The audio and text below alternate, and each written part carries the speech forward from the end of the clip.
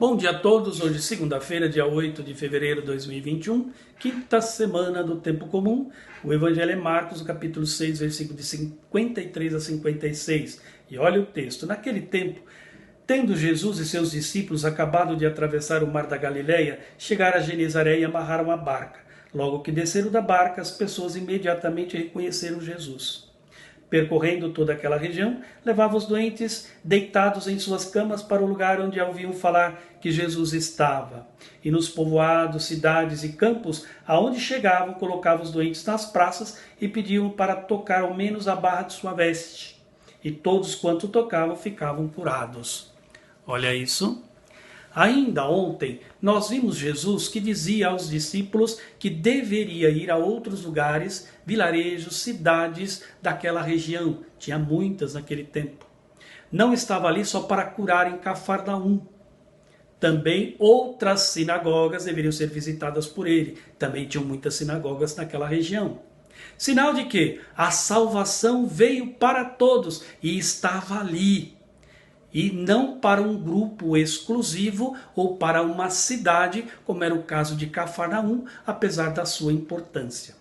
Hoje diz o texto que eles tomaram uma barca e atravessaram o mar da Galileia e chegaram em Genezaré. Genezaré era um quibutzes que ficava no norte de Israel, a uns 90 quilômetros de Tiberíades.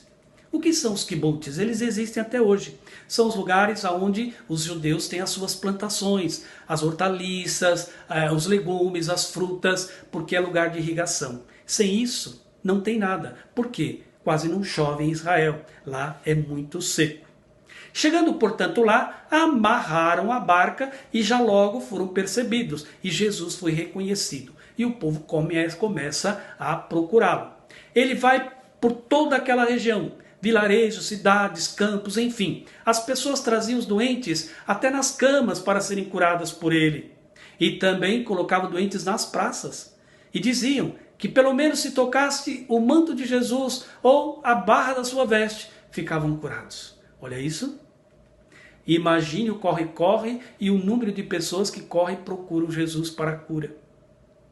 Jesus atendia a todos, sem discriminar ninguém, sem exigir nada, sem autopromoção, sem querer se aparecer. Havia um perigo muito grande também de achar que ele fosse um mago milagreiro, que bastava tocar na sua veste e ficava curado. Não era nada disso. Há um pressuposto aqui muito importante e Jesus parte dele, a fé. A fé de quem o procura. E por tantas vezes nós ouvimos Jesus dizer, a tua fé te salvou. Sem fé não aconteceria nada. Aqueles homens que levaram um paralítico até Jesus, o que é que diz Jesus? Ficou admirado com a fé daqueles homens e também a fé do paralítico. E depois, a forma misericordiosa e compassiva que Jesus agia com aquelas pessoas. Se aproximava de cada um deles, os doentes, os pobres. Não fugia de ninguém. Nenhum mestre naquele tempo fazia isso e todo mundo sabia. Os mestres tinham horror aos pobres e aos doentes, tinham medo de se contaminar e o medo também de ficarem impuros. Jesus tem carinho, tem respeito, tem afeição por aquelas pessoas. E eram pessoas simples, pessoas humildes e pobres e não tinham ninguém por elas. Jesus era a esperança, portanto. Outro gesto importante, tocava nessas pessoas e essas pessoas também tocavam nele. E ficavam curadas. Olha isso, 2 gestos importantes. Aproximar é olhar nos olhos, sentir de perto a dor e o sofrimento. Pegar, tocar na pessoa é o mesmo que dizer, eu estou aqui, não tenha medo, eu estou contigo hoje e sempre. Fica tranquilo, eu estou contigo. Olha que coisa bonita. Assim foi com a sogra de Pedro ontem.